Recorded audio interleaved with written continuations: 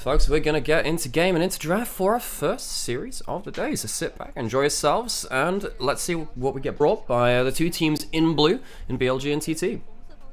Yep, it'll be, I want to say interesting, but unfortunately for the TT fans out there, and I sort of vaguely included myself in that one, BLG are largely imperious this split. They have just come off a pretty shocking loss, which will be interesting to see how they bounce back from. But it's like for Thunder Talk, it's not really clicked yet. Not this split. No, and I think multiple roles in TT are still figuring out the champion pools they can be successful on. There is a difference between finding a champion pool and finding a successful champion pool. Now, going into this first round of drafts, you can see that Ukal has had his Hui band away. It's been one of the champions which he's been more successful on. Now, this does leave open stuff like the Azir, which has been very popular for most LPL teams, and stuff like the Karma as well. Knight has been on Karma duty. He's done a couple of Azir games, but he hasn't really gone towards that, so we might be seeing maybe first pick Karma, but of course this is Elk and On. They love their early lane pressure. Kalista locked in. There it is, and of course Elk and On, as you were saying, pretty supreme merchants of the Kalista. They've got a lot of experience and a lot of success on champion, on that champion. On the other side, debating something of a counter that started to pop around over the last few years. A Draven into the Kalista is something we have seen before. They're still debating what they want to go for, but at least on paper, they want to fight fire with fire. I've really liked 1xN on Lucian as well. It's one of the champions which he's been able to actually leverage leads on. We often joke about his Aphelios stats because he's a fantastic Aphelios with really bad stats on it because he just keeps losing, even though he's a fantastic player on the champion. The Lucian is a champion which he actually does quite well on. We did say, hey, you know, LPL, they do love the Karma and the Azir. They've both been hovered over by Knight. He is much more of the Karma player than the Azir player, but I'm not going to lie, folks. Not going to lie, folks. I really don't want to see Knight on Karma. I think it's much better for him to be on a playmaker. As much as those two picks are very high priority, I would much rather see something like the Nico. There it is, and it has been something of an odd switch for the mid lane champion pools over the last split or so, where we have got a little less of the Akalis and a little bit more of the Karmas of the world. And for people like Knight, it's always nice to see them on things like the Nico, which will be locked on in.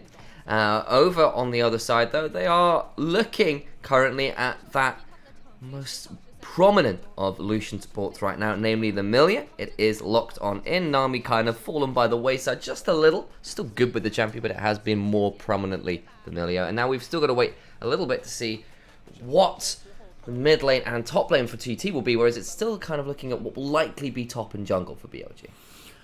So, having base run on the Xin Zhao really does help, but the question is, if you're going to allow two lanes which can push quite easily, Nico is an early pushing lane, and you're likely to have a couple of mid laners banned out which can contest that too. It wouldn't surprise me to see maybe something like Ukal's Orianna or the Azir taken away as well. Shun can lock in whatever jungler he wants and he'll have lane pressure. And that's a big problem now for TT because you're playing against BLG who always play out aggressive lanes, and they have a jungler who is the best jungler at playing around aggressive lanes right now. That's why you can see them banning out the Lee Sin. Wouldn't even surprise me to see them ban away something like the Brand as well. Yeah, it feels like Shun on those kind of champions gets very, very scary. I mean, the Nidalee, I don't think we're on the buff patch quite yet, but maybe at some point Shun brings that back out. Of course, it was at one point famously the Nidalee one trick, but I don't think that's really as available right now. Instead, they go towards a Cassante ban, and that makes some sense as well. It's still very, very strong. Bin's very, very good on the champion.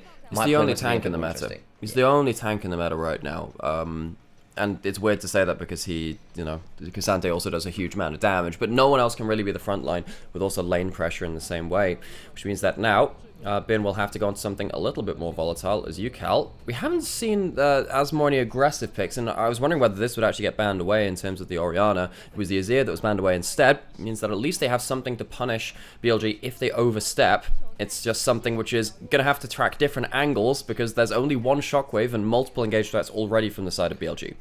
Got a super mega fire kick as a pseudo disengage on one person one time for a little bit, and then that's kind of it. You're right, it's not that easy to go backwards with this composition. I think it's fair to say you've got fairly strong engage, but of course with things like the Cassante down, Bin goes towards his tried, his true, his absolute classic, the Jax locked in blind, What does Hoya have to even respond to that classic of a champion? Wouldn't surprise me if we see something. Well, you could see something like a Gnar being okay there, just something a little bit more. Well, you say that could be Bin's Jax coming through. So we see a bit of a refresh there. It's actually going to be the Jax jungle as the Xin Sao pseudo counter. It means the Udyr is going topside. It means that Gnar is pretty okay there, but this has been a bit more of the counter. The thing is, Hoya is a player who I don't necessarily see as a huge carry player. He has had a couple of Gwen games. He has had a couple of Gnar games in regards to having success on them.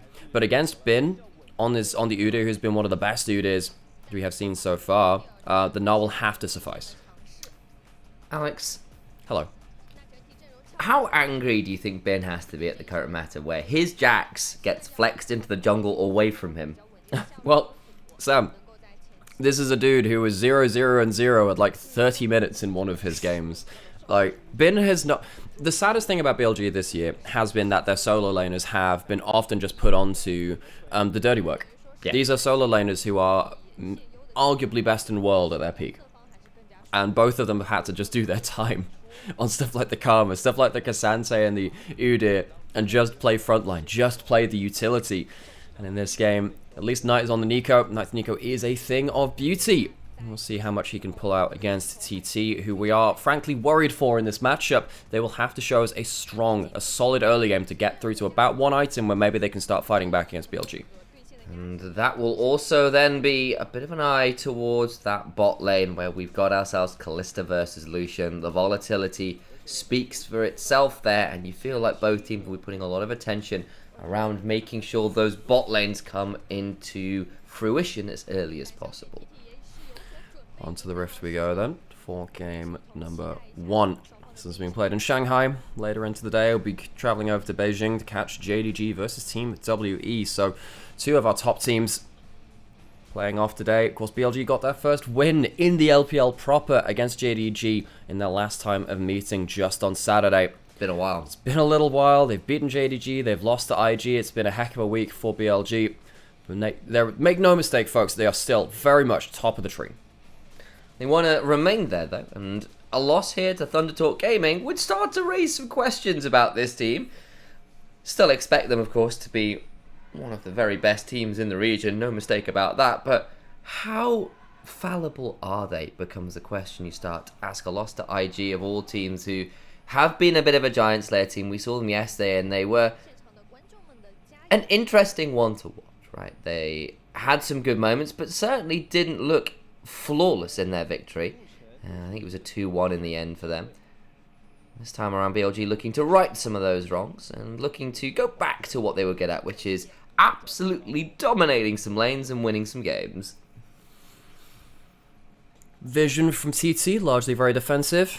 They have a couple of wards for jungle entrances, which means that they can start spot Shun heading into some areas. But Bin does manage to sneak in unseen and put a ward down on the red buff. That's going to be quite important. Gives Shun some extra jungle information. It's worth noting, jungle matchup often doesn't become a huge factor nowadays. It's kind of like an extra added on thing in terms of who would win a duel at level 3 or whatever. Used to be much more important in previous seasons. But when you have lanes that can just start to bully out like this, you need to be very aware of what junglers can do with winning lanes. So far, not too much of the jungle attention. You can see that they are kind of starting on opposite sides of the maps, and I mean, Shun will be down here in about a minute or so. Maybe that'll be a better timing point anyway, because they are looking at potential bot lane crashes. Serious credit there for On for landing multiple loyalty programs onto 2 people. Gets himself a lot of damage there, and just the extra damage racked up means that you can get these bot lane crashes, which can allow you to control bot side of the map. Beistran is on bot side though, and while BLG did have a ward on red buff, but with the Raptor start going bot side, they actually haven't spotted Beistran's clear yet, and they might be caught off guard here on bot side. Yeah, the timing could be a little off for sure.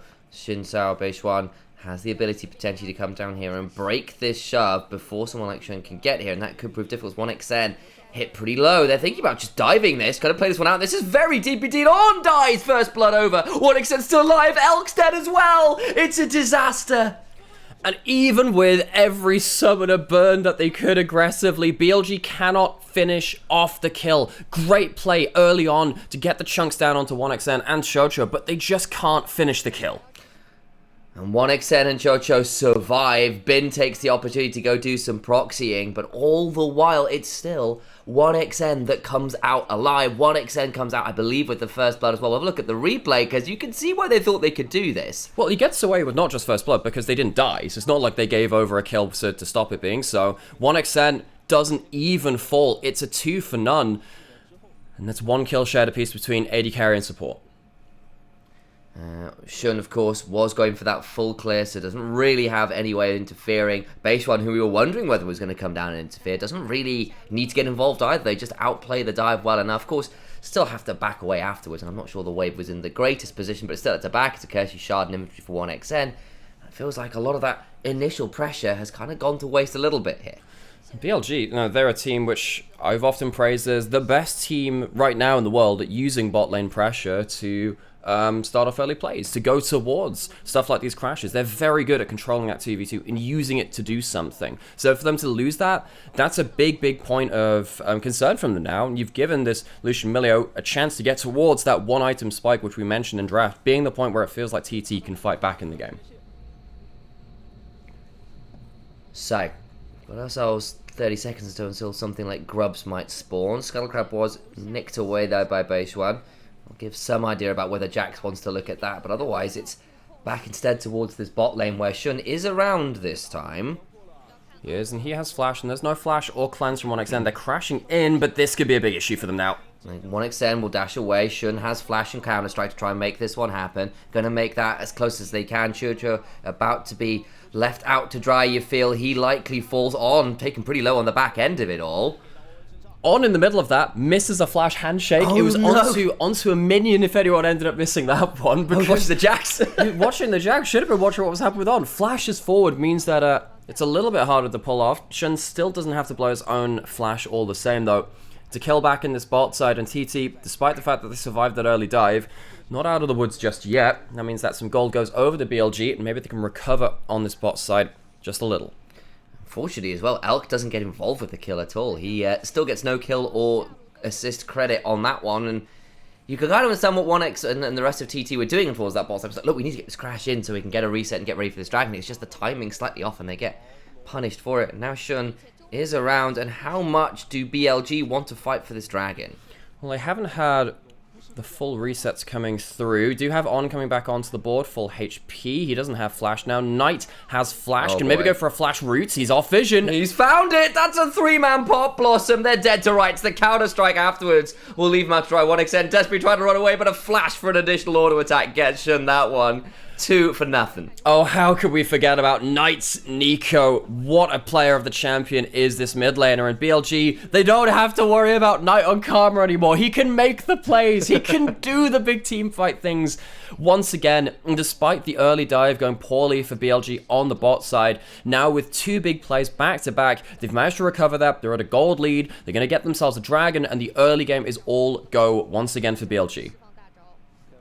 Have a look at the replay here, because after that wall was taken by Shun, they have no idea where Knight is. They don't have the mid pro. They don't have Yukal coming down early, and the 3-man ult into the 3-man route is absolutely brutal. They have one last flash to bring in as well, with Shun to finish off that kill. While this is happening, Hoyer on the Nara is not really managed to eke out an advantage towards topside. It's easier versus something like a Cassante, whereas with the Udyr, just wave clears forever, regens forever. It's harder to abuse that individual matchup. So it's not even like if you take away the bot side of the map and look towards top lane, TT have something huge to play around there. And that means that actually they don't have an advantage to potentially stave off a grub start from Shun.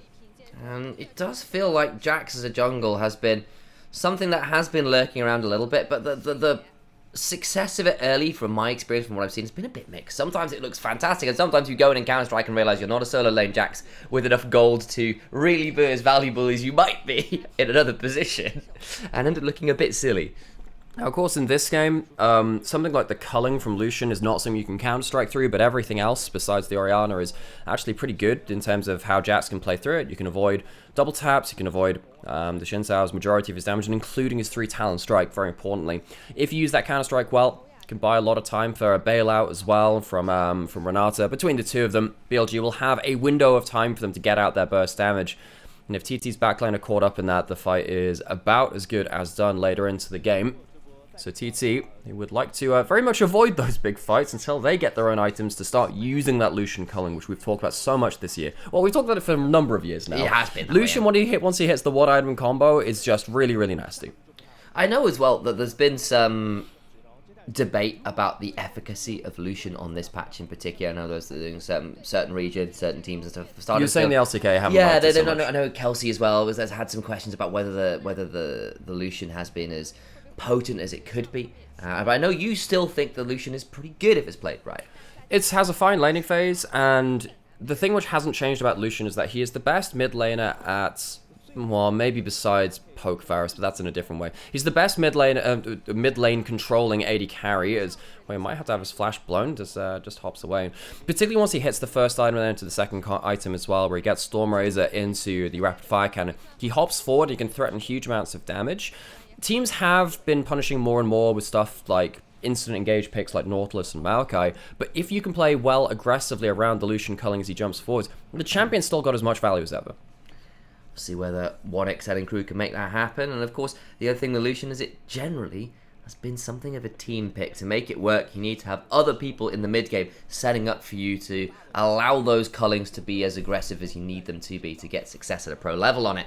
And with Thunder Talk's, shall we say, slightly lackadaisical mid game, sometimes a little bit disjointed, that's easier said than done. Jumping in towards the bot lane is, to one extent, showing that Lucian has some strong early burst damage with the Milio as well. Activates your Vigilance passive when you get buffed up. When there's hard CC as well, Milio has access to both of those things with the Q hitting with the knockback, and then also his own buffs with the Cozy Campfire. Going to be a scuttle secured for Shun, and the game slows down just a hair. Is Vigilance part of Lightslinger as a passive? Or is it is a second part. It is a second part. So it's not a... Because Lightslinger is the double tap. Yeah. So when you cast a spell, you get a double auto afterwards, where your second auto is a little less. But then Vigilance is when you're buffed, or when someone is hard CC'd near you, you get the extra damage on top of it. And that's how they moved him towards a bot lane pick, so he has to rely on someone else bringing things to his kit that he doesn't already have. I do miss solo lane Lucian. I used to play a lot of it. I used to enjoy playing with solo lane Lucian. It was very fun. As Beatron now going to be spotted on the bot side of the map, and 1xL going to be just threatening around the corners. That is a hit when the wind becomes lightning. Handshakes there, but that doesn't stop the engage, so the Fate Call is required to get the Renata out to safety, and On was briefly switched off by his teammate. Yes, we do have... We've had that conversation a number of times about whether On gets the moniker of on or off. He is a bit of the light switch in the bot side, but on the whole, he's been so superb over the last year or two of BLG's rise to greatness. BLG is a team. They're a team which, in the past have tried to build super teams. They've tried to build dynasties. They bought out Uzi from retirement. That was after he left RNG and we went into retirement. He was back on BLG. That was the team he came back on. That didn't work out for BLG. They still never made it to international in that era. They didn't make finals. Last year was the year they went from being a good team, maybe even a great team at some points, to a truly elite team. Because they had a year where, despite not winning a title, they had finals in spring, they had finals in MSI, they got to top 4 as well, top 3-4 into summer of the LPL summer, and then also they got themselves to World Semifinals too. A fantastic year for them, even though we expected something more from them. The fact that that is a disappointing year from them is sure something has shown. Just counter-strikes in the bush. He was on vision as he headed in there. Dragon is now spawned, and we'll get away from our story time. Back onto the rift as TT set up around Dragon. The ones in the river first, and BLG with their empty trophy cabinet from last year, looking to fill it with a little more silverware this time around. And well, they have Demacia Cup. They have Demacia Cup. Yeah. That's true. I suppose that does count for 23. You're not wrong. Yeah, because I think it technically was Demacia Cup 23. As I understand. Throws the culling into a couple of shields. Won't have that now. Shun down on the bot side of the map. And watch out for Knight. He has flash. Again, that is a dangerous thing when you're fighting around dragons against Nico and you're only fighting around dragons. That means that because it's a 5-minute timer, she will have the flash up for each one of those fights, and then things get very, very dangerous. Has a protobelt as well to close even more distance. It is Knight that's had the priority in the lane versus the Orianna pretty much the entire game. He's been the one with the first movers.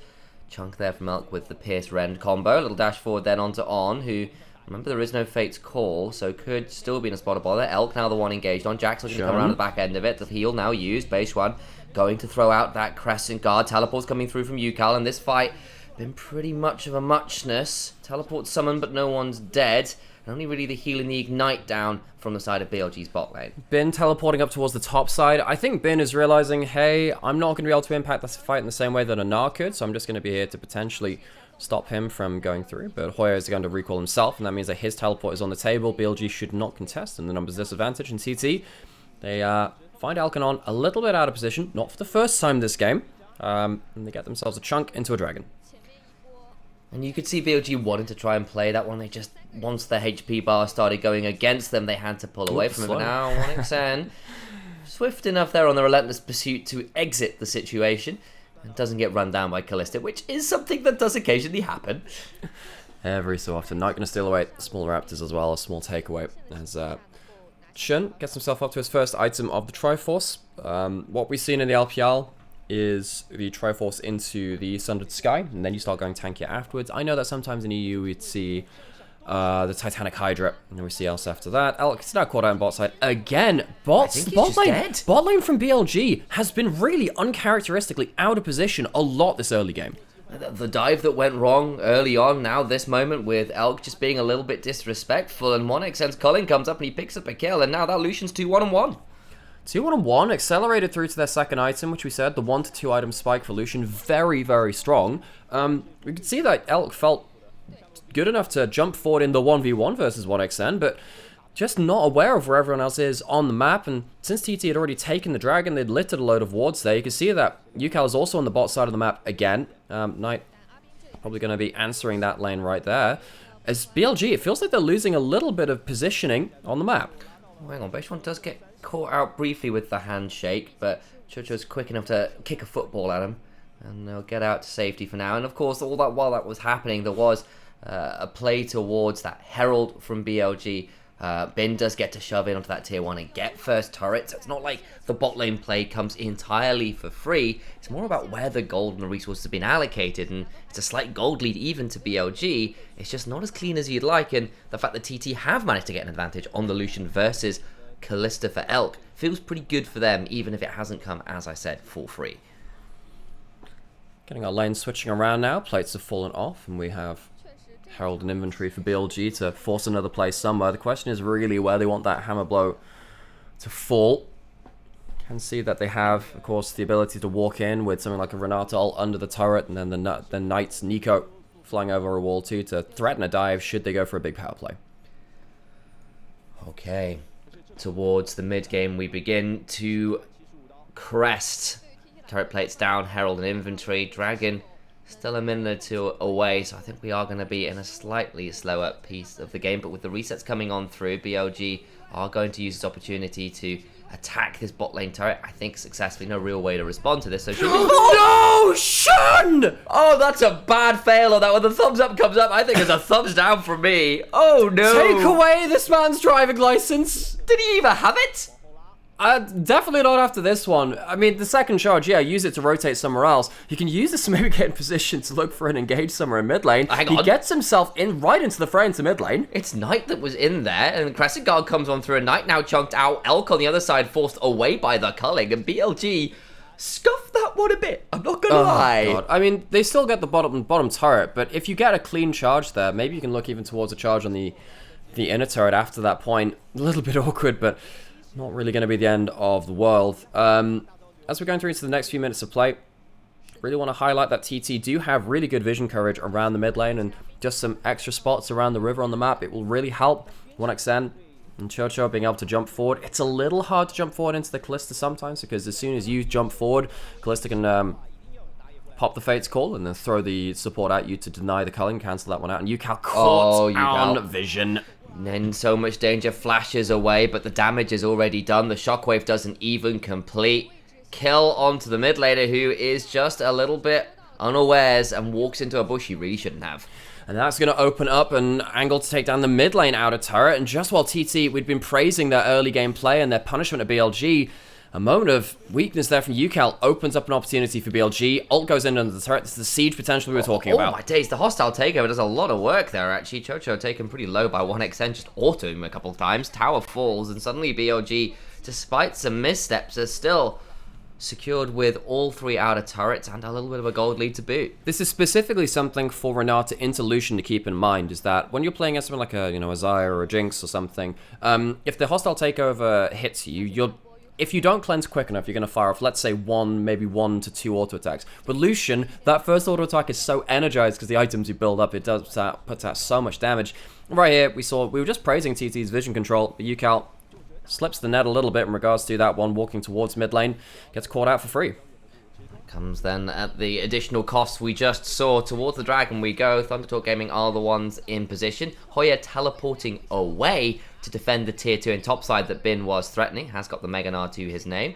And will hold on to that tower as the dragon is secured. And looks like the side of TT will manage to extricate themselves to teleport now towards this top side. They're going to try and counter. It's a decent Meganar away. Flash away the hop, but the flash in turn from Knight to get on top of him with the Pop Blossom. And Hoya falls BLG very swift with the punish and rotation top side. That was a lethal dive, and with 3 grubs on top of the push to BLG, and maybe even going to threat themselves an inhibitor turret using the clone to tank up the first few autos, get some hits on tower. Beatron and crew are heading up towards top side, but they don't have 1xN, who is their real damage source with them currently. Knight doesn't have anything resembling a Pop Blossom. Could just die here. Gonna throw out the Crescent Guard finally, but BLG need to retreat as Base 1 just goes in 1v3. Doesn't get a kill though, and still it's a big win for the side of BLG, and TT don't really get anything in response. That was a sick play from BLG. I really enjoyed that actually, using the teleport to and the engage range of Nico with the flash and the proto belt to. I know it's a rocket belt. I'm just always gonna call. I've just accepted. I'm always gonna call it proto belt now. I was You're like one of those people who call Raptors raids. Occasionally, yeah. Wait, no, yeah, they were raised, and then the Grump was white. That one I do forget. Although I do remember a very funny clip of Faker playing Kale back in Season 4 and losing to Samsung White by dying to the white as an execute. I remember so it was, for a while it was that. called Samsung White, but as in like the Yeah. spectral kind of white. That was fun. So there was like a Season 4 spring game where that happened. Go look it up. It was a fun moment. But BLG, they're going to walk themselves back out onto the map. Shun on this Jax. Gotta say, this is a pick which, as you've been saying, snowballs in either direction pretty hard. Sometimes you jump in and you're an absolute god, and the other times you are not. You die very, very quickly. He's 3-0 and 2, been a real threat towards TT. Big part of that dive on top side, using the aggressive capabilities of Jax in 1v1s and 1v2s to really make something of it. And BLG, if they can continue on with that, TT going to be in a lot of trouble, especially now Baron's on the map. You lose out one crucial kill like that again, that could be Baron falling afterwards. BLG making the most of the fact they have managed to get some of these side lanes really heavily shoved in. The power of the Udyr to just be a minion vacuum being used pretty well here to control and corral. Do you think it's like the Luigi's Mansion vacuum? I do. Yeah. I think it's Udyr's top lane mansion. Just pulls it out and then minions fly in, gold exactly. comes out, Yeah. chickens go in, pies go out. Minions go. Ooh, what flavor? Cannon. It's my favorite. Chicken, you great lummox. For those of you that never watched Chicken Run, fantastic. Go watch it. I never watched Chicken Run 2. Yeah, I heard it was okay. It's just not fantastic. It is an Aardman film, so, there's a certain degree of quality there which is expected. That's but true. It's not the classics. Weren't you telling me that the plasticine supplies they have for like Wallace and Gromit, the place where they get like the modeling clay, is about to shut down? So they're like gonna have to source a new place. The context on this is Aardman get all of their like modeling clay from one person in like who just does it out of his shed, pretty much. And That's this guy has such been. But things are. Think about how many years Wallace and Gromit and stuff like Shaun the Sheep and whatever has been going.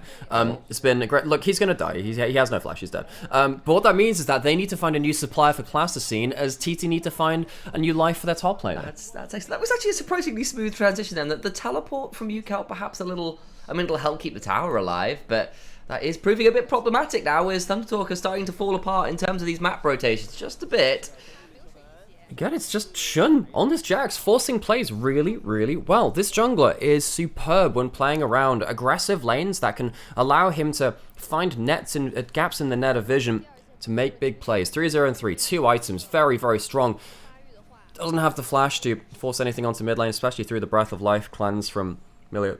That could come out, but with that kill, it just opens up another option to push in towards bot lane, get vision down, reset, get back in time for the dragon, and then maybe a Baron contest as well.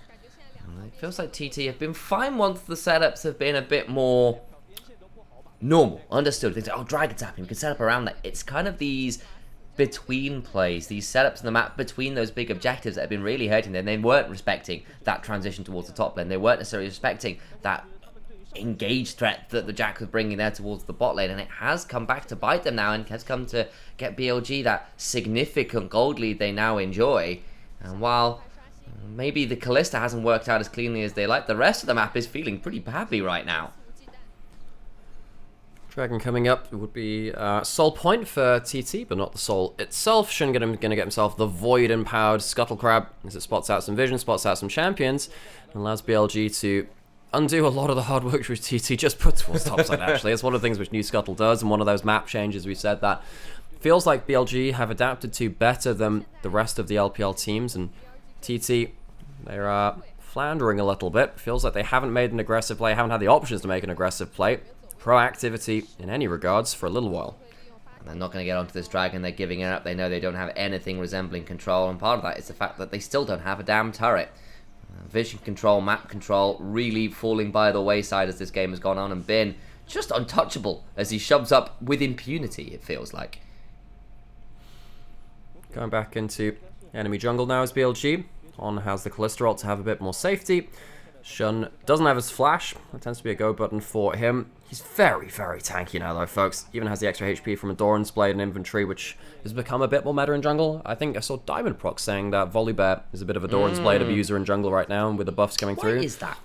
Because he's just very good with early stats. You give Volibear early stats, and he gets to utilize them very well. He scales off of a load of different stats, and anything which allows him to hit you at level 3, level 4 is really, really nasty. But then you look at someone like a Jax and a Xin Zhao as well. They like to skirmish early. It just gives you, in the same way that jungle items don't give you stats, support items don't, and that's why we've seen double Doran starts in the bot lane. It allows you to have a bit more ability to kind of tide over into your first and your second items with some extra stats in tow. Now, of course, we're into those first and second items. We're getting towards third items now. Except for Beitran, he's not even in second yet. We've been very put far behind in the jungle. Well, he hasn't even been put far behind. It's just Shun has been accelerating so fast that they're just not comparable to each other.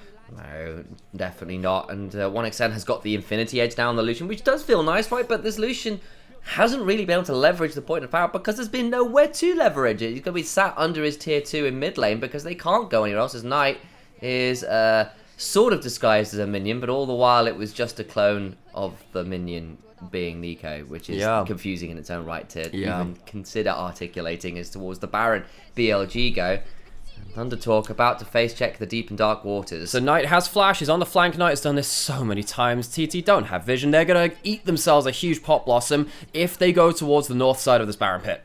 Knight does mean, though, he's not quite in this fight to begin with. The culling comes on through, Shun to about half HP, and BLG back off the Baron, feeling like maybe this hasn't worked out quite as cleanly as they were hoping. I mean, they get themselves the teleport out of Hoya. That was the main objective here. Yes, he gets himself the bot lane turret, the first one of the game, but it's still global away. This one they wouldn't have wanted to give away. They just about survive in that mid lane outer turret. Shun has his flash back up. Bin catching out Yukal. Yukal still trying to hold on to the flash, does finally use it. The Crescent Guard comes on through, the hostile takeover is cleansed away from, but actually gonna try and make this one out on the other side. Shun just 1v1s the Mininar, just keeps on hopping. It might not be a solo lane Jax, but it feels like it's got the items for it. Knight tries to get in, does get the edge on it and makes it happen. Base one down. 1xN trying to play something. The shockwave is good, but it's just too little. It's just too late. The bot lane from TT tried to get something back at the end of it all, but BLG just will not give up. They have the flashes, and TT are fighting so irregularly. They're not fighting commonly enough for them to blow the ults, blow the flashes to stop BLG from just slaughtering them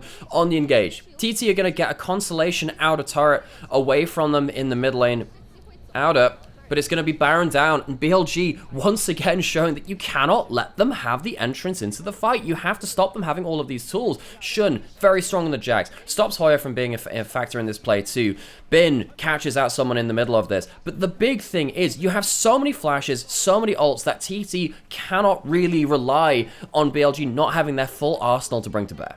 And the fact Shun just walks with the Grandmaster's Might running and just autos the Gnar down, and Knight finds the absolute edge. The absolute edge of the Pot Blossom. BLG at times, absolutely on another level. Shun, very lucky to walk out of that one alive, but still, it's job done. And now with the Baron buff being used to siege in. BLG should be closing out this game here and now. The items aren't really in place from TT. There are too many threats from BLG. Shun, a huge damage threat from the jungle. TT, they just don't have the damage for it. Now BLG closing in across the map. And the map has gotten increasingly small for TT. They finally got a couple turrets, but as we said, they didn't come very cheaply at all. And BLG feels like they can jump whatever structure they feel with impunity.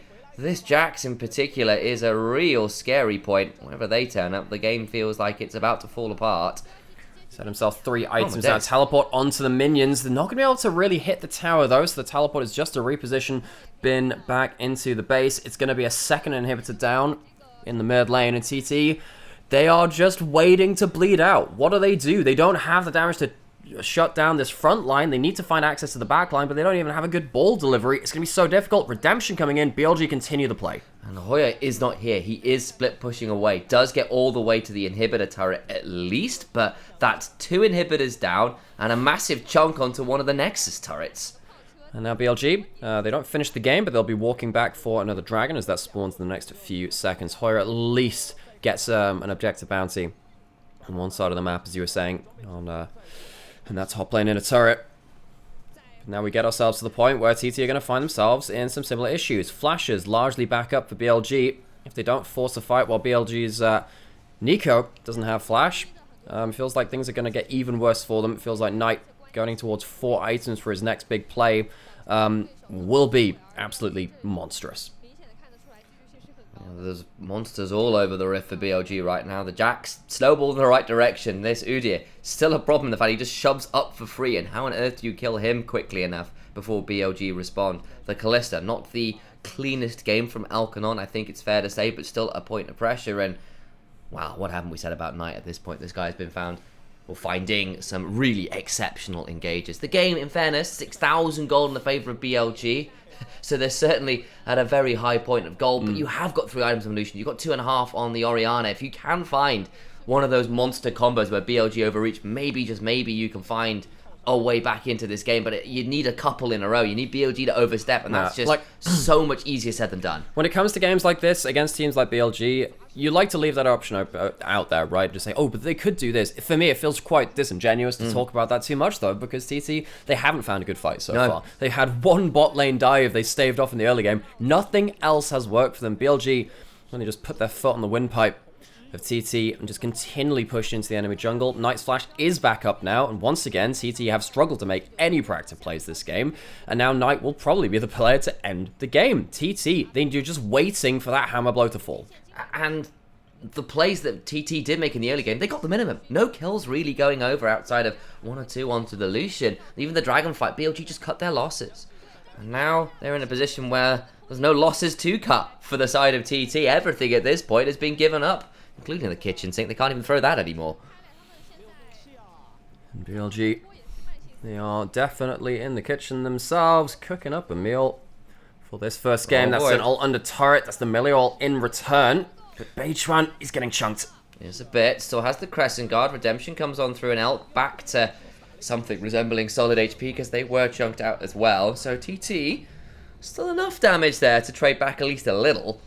Now they hold their own. There's going to be ults for ults trades. The thing is, once you've blown that Breath of Life, it feels like Knight has even more options to just go in without the healing and the cleanse available to the side of TT. What did they blow? They didn't blow flashes, luckily. That's important, because now you might be able to flash out of one of these big combos from Knight.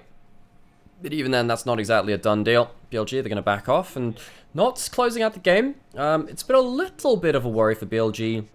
Typically when Knight isn't on a playmaker, that BLG sometimes can't close out games. We saw that a bit with the Karma. We saw that against LNG. That was a long series, despite the fact they ended up winning that 2-0. This game against TT, a team that's 2-5, is BLG, meant to be one of the best teams in our league. They would really like to actually close consistently and confidently. They have the tools to do so. Need to really see them pull the trigger in a good way. About a minute left on both inhibitors, so Thundertalk will begin to be able to get out on the map a little bit more freely once those are down, a little less forced to respond to waves of super minions. And it is TT in force who are trying to get at least some vision control on the road to red side jungle, because it is 25 seconds till Baron. Hoya alongside Bin in this bot lane trying to gain control of the wave. Worth noting that 1xN is almost at full build himself, so actually clawed his way back into this game, very far ahead somehow of even Elk, because Elk's got himself 3.5 items. 1xN's a full item ahead. Yeah, he's got the cheaper rapid fire cannon in there, and you can see that Elk finally gets himself to a Guardian Angel, so he's up to 4 items himself, but still, Lucian, 1xN, the LDL superstar, might just be able to find something in a team fight if he finds enough auto-attack uptime. Trading in this bot lane of top laners, Australia lane coming on through. Mid lane shove for TT, and the inhibitors pretty much respawn. TT suddenly feeling like a bit of confidence to go forwards, and actually we go back towards this top lane fight as Hoya losing out to Bin, who does now get the Sterex up to Hoya. We're able to run away from this one. But actually needs to be very careful. Bin so oppressive on this champion. Now Hoya, low HP, but can get himself defender's advantage, recall, teleport into a plate. You see that Knight is on the flank, but he's spotted on vision. The mini Raptor not going to be the white square on the mini map. He'd also transform into the Callista Sentinels too. See if that one comes through. So Faker make it. Yeah, well, Faker did that for one of his big plays earlier in the split. It was I didn't even know you could do that, and yet you can. Still, TT vision control enough to stave off that play for now. Bin is at the play. Hoya is almost at Mega Nut. So BLG, they need to be a little careful here. That's going to be a teleport in. Bin loses his shield, but not too much more, and that says a lot about the state of everything, doesn't it? Over into the pit they go! My days, Beishwan actually got in there, can't get the steal though, and now the fight commences in earnest. Beishwan trying to run away. Yukal on the other side, but Beishwan dead to begin with. Yukal has got the shockwave down, but to little avail. 1xN trying desperately to get something, but falls to the bot lane of BLG. It's over. BLG wiped them at the Baron. An attempted steal was all TT had to say about it. And you appreciate that they threw in a last hurrah, but it's cut off short, and BLG stormed their way to a Game 1 victory. They were going against the Rend. It was a foolish attempt, I feel like, at that steal. It gets into the pit, sure, maybe you think that's the way that you win the game with a Miracle Baron steal, but against the Callista, it's so hard. BLG are the ones to make the proactive plays. BLG are the team that take Game 1 in this series. And the mid-game woes from TT continue. Losing control of the map, and BLG ruthless with some of those rotations. Their ability to take command of the vision control, to rotate, particularly towards that top lane tier 2. That play there, really indicative of the kind of strengths and creativity BLG can have in pushing those mid-game leads. Yeah, so BLG will walk away, winners of Game 1.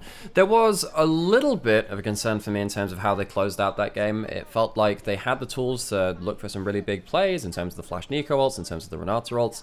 Took a little longer than maybe you would expect the top LPL team to do. And that's the thing, that this is why we have this conversation. It's because they are a team we expect an awful lot about. The game was not confidently closed in my eyes. No, I think they decided to play it safe and wait for that additional Baron to shove with that rather than trying to end without. And in fairness, the first Baron did get them pretty critical damage. Double inhibitors, chunk onto the Nexus turret, just not anything more than that. So on that sense, I understand the thought process there, but I also agree they probably could have been a little bit more aggressive in closing. Still, walk away with the first game, and we are going to take ourselves a quick break, because I'm going to refill on tea. That's a good call, I might just say. We will get ourselves into Game 2 of this as quick as they let us, as quick as